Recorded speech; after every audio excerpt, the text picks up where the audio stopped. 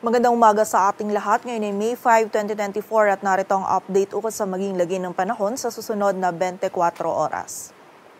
Patuloy pa rin umiiral ang easterlies o yung mainit na hangin mula sa dagat Pasipiko sa malaking bahagi ng ating bansa kung saan dala pa rin ito yung mainit na panahon lalong-lalo sa tanghali at meron pa rin tayong posibilidad ng mga isolated ng mga pag-ulan, dulot yan ng mga localized thunderstorms. At sa kasalukuyan ay wala tayong minomonitor pa na sama ng panahon na maaaring makaapekto dito sa ating bansa.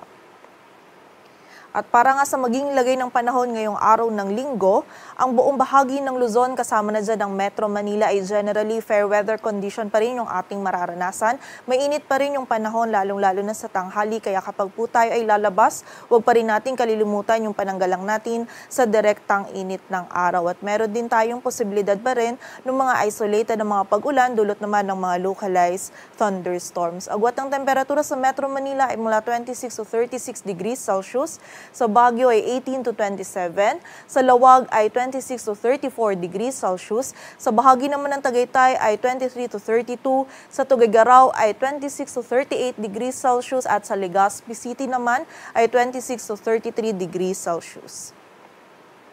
Samantala, sa bahagi naman ng Visayas at Mindanao, maging sa bahagi din ng Palawan, ngayong araw ay magiging bahagyang maulap hanggang sa maulap yung ating kalangitan at meron din tayong posibilidad pa din ng mga isolated o yung mga biglaan at mga panandali ang pagulan, pagkidlat at pagkulog, dulot yan ng easterlies at ng mga localized thunderstorms. Agwat ng temperatura sa Cebu ay mula 27 to 33 degrees Celsius at sa Davao naman ay 25 to 34 degrees Celsius. At para naman sa lagay ng dagat baybayin ng ating bansa, wala po tayong nakataas na gale warning kaya malaya makapalaot yung mga kababayan nating mga isda pati na rin yung may mga maliliit na sasakyang pandagat. At para naman sa 3-day outlook ng mga key cities ng ating bansa, in the next 3 days bukas yan ng Lunes hanggang sa Miyerkules, ang malaking bahagi pa rin ng Luzon kasama na dyan ng Metro Manila, Baguio City at Legazpi City ay generally fair weather condition pa rin yung ating mararanasan. Mainit pa rin po yung panahon lalong-lalo na sa tanghali at may mga tsansa ng mga isolated na mga pag-ulan dulot ng mga localized thunderstorms. Agwat ng temperatura sa Metro Manila ay mula 25 to 36 degrees Celsius, sa Baguio ay 18 to 27, sa Legazpi City naman ay 26 to 33 degrees Celsius.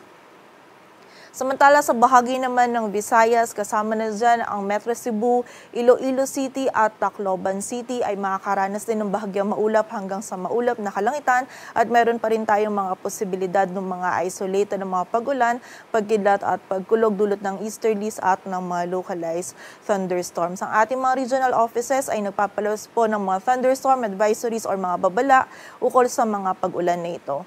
Agwat ang temperatura sa Metro Cebu ay mula 27 to 33 degrees Celsius, sa Iloilo City ay 27 to 34 at sa Tacloban City naman ay 26 to 33 degrees Celsius.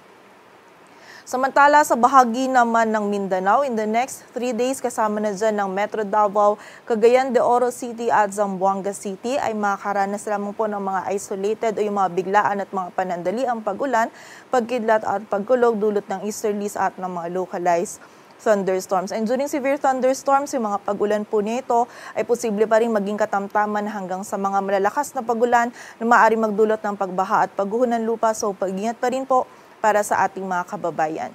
Agwat ang temperatura sa Metro Davao ay mula 26 to 34 degrees Celsius, sa Cagayan de Oro City ay 26 to 33 at sa Zamboanga City naman ay 24 to 35 degrees Celsius.